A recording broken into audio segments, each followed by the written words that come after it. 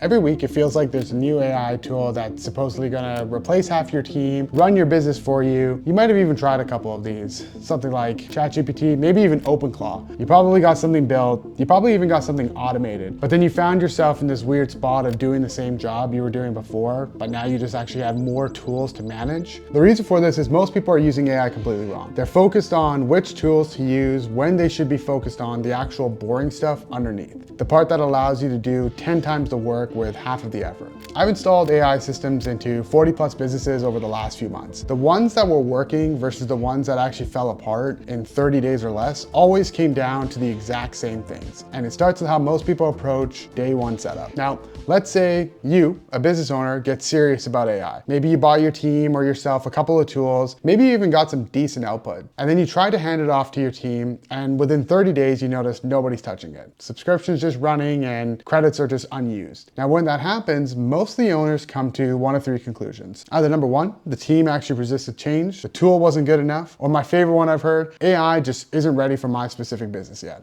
But almost none of that is actually what happened. What actually happened is that they were trying to build AI infrastructure on top of absolutely nothing. Here's the thing. AI doesn't create structure. It actually amplifies whatever structure already exists currently. Now, the businesses that are getting the best results don't have better tools or different tools. They just have better foundations. There's typically three foundations that we recommend that nobody really wants to build. Before anything actually works, before you build a single agent or automate a single workflow, there are three things that need to exist. None of them are exciting, but all of them are completely non-negotiables. The first is your actual SOPs that exist. Now, I'm not talking about Google Docs and Notion pages with headers and no content, or a Loom video from 12 months ago that nobody on the team's watching. I'm talking about a written down SOP with specific and accurate step-by-step instruction on how work actually gets done. Now, most businesses, they take an assumption that they have this, but what they actually have is typically one person who's been there the longest that just knows how everything works, and nobody ever actually decided to write that process down. There's no real process. It all comes down to an individual. And we've seen it, the worst case scenario happen where that individual leaves and the system just falls really short. Now, the way you have to have your SOP structured is a specific point A to point B, essentially guide with step-by-step instructions. The way to think about it is if a person who came off the street, knew nothing about your company, was to come in and maybe work a day and all they had was the SOPs to go by and they executed the task based on how those SOPs were constructed. Would that individual be able to actually complete the work at an exceptional level that you expect? That should be how detailed and clear your SOPs are. Now, foundation two is your data. Essentially what we need is your data all in one nice clean place. Typically with companies we worked with, we notice that if there's no data there, there's nothing to work actually with. What that currently looks like in most businesses is they have data split amongst 5 different tools. Not really many people maintain them. We've seen it where CRMs haven't been updated and you have closers and sales teams running everything out of their individual inbox. Problem with this is it tends to lead to a lot of unknowns and, more importantly, uncertainty in what data is actually true versus what actually isn't true. I'll take a great example for you. We had a client who had 3 different trackers going for different marketing and sales statistics. One tracker was indicating that something with the meta ads was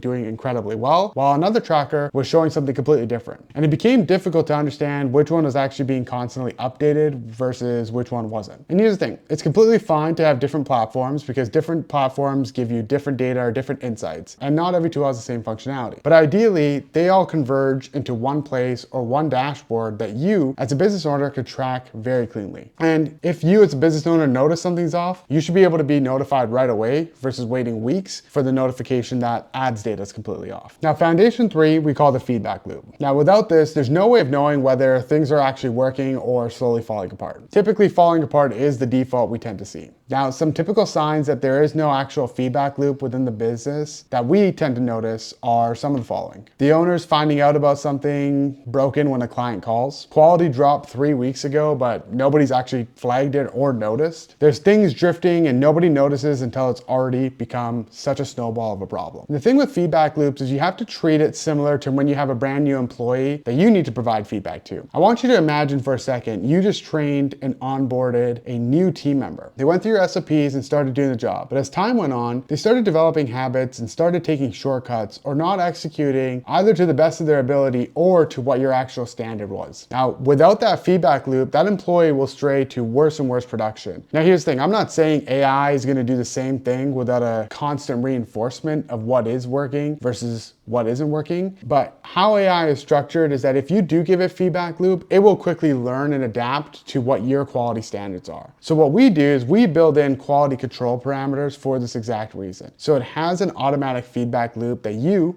as a business owner, can see. If you can get these three things right, everything you build on top of this will actually work. Now, if you skip them, you're going to be rebuilding your AI systems from scratch every few months, wondering why is everything constantly breaking. Before I start using a single tool inside a new business, this is what I typically do first. First, we identify your biggest time consumers, the tasks that are taking up the most time, require you to work in the business versus actually on the business. Now, as a business owner, you should be focused on the highest leverage tasks that move the actual needle. Here's a personal example I'll give you. OpenClaw came out. A lot of people got excited about it. And again, I'm not ashamed to admit it. I found myself tinkering around, playing with it. It's really actually embarrassing to admit. I actually spent 2 weeks setting up a whole voice system so that I can book a haircut appointment for me. And while it's really cool that I can go and text an OpenClaw agent and it's gonna automatically call and book myself a haircut, I spent 2 weeks of my time trying to build that functionality. Something that honestly just is not a high leverage task. So for you as a business owner, what we do is we want to identify what are those highest leverage tasks that only you as a business owner can do. And we remove you from doing any low leverage tasks that are consuming either your time or not moving the needle forward for your business. We then look at what the biggest time constraints are and then build those AI systems around them to help expedite that time. So again, you can work on the business, continue growing, continue scaling, and continue doing things that only a business owner can do. Now, once we've clearly mapped out your business goals, whether it's revenue, production, output, and we actually understand which low leverage tasks we can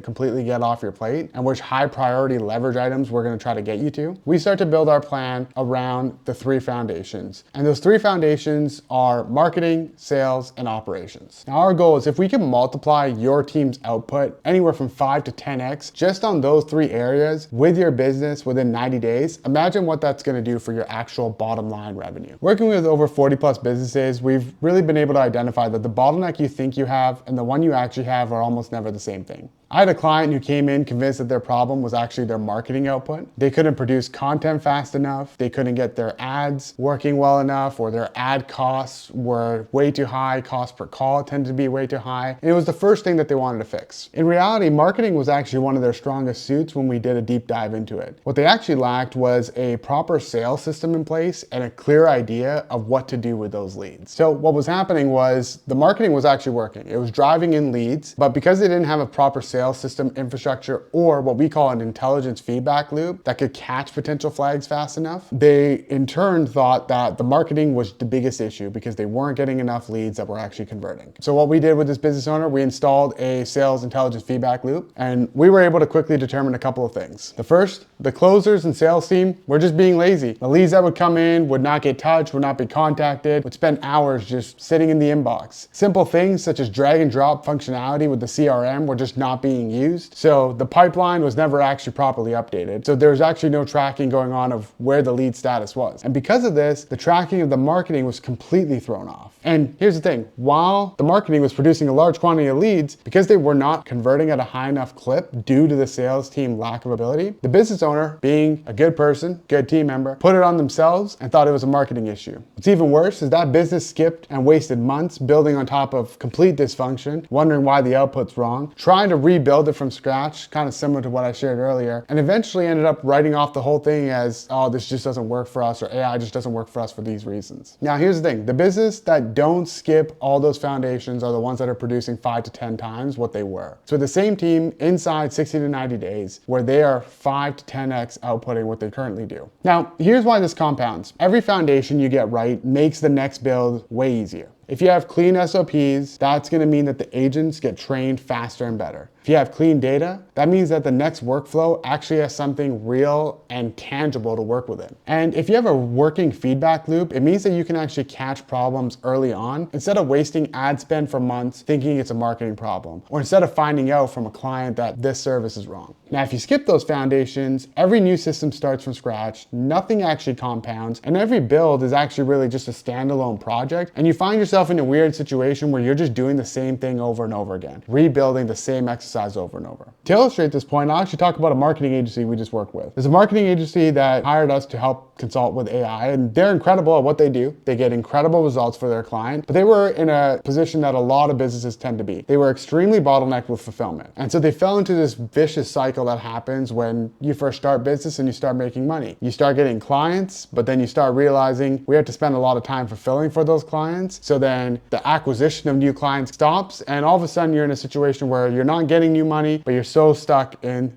the actual fulfillment part of it. And future growth becomes pretty much an anomaly. So because of this bottleneck, we were able to go in and identify the high leverage task versus the low leverage task. Now, once we got that, we set up automations for a lot of the low leverage tasks. Things like drafting emails, looking at forms, looking at tracking data, seeing if the data match from one to another, copying over Excel sheets. And we were able to help the business owner really expedite two main things. The first, we were able to streamline their fulfillment using what we call the operating system. Now, essentially how this operating system works, it's a streamlined team of AI agents that the business owner got to be able to then focus on the highest leverage tasks, which in our eyes, we consider anything marketing and sales to be high leverage. Now, for this marketing agency, it's a perfect circle. They could start to take on more business while still being able to fulfill for their current clients because of the operating system AI team. Anyone can buy a subscription to any of these AI tools or models, but the businesses that are actually getting somewhere are the ones who have a solid foundation underneath it first.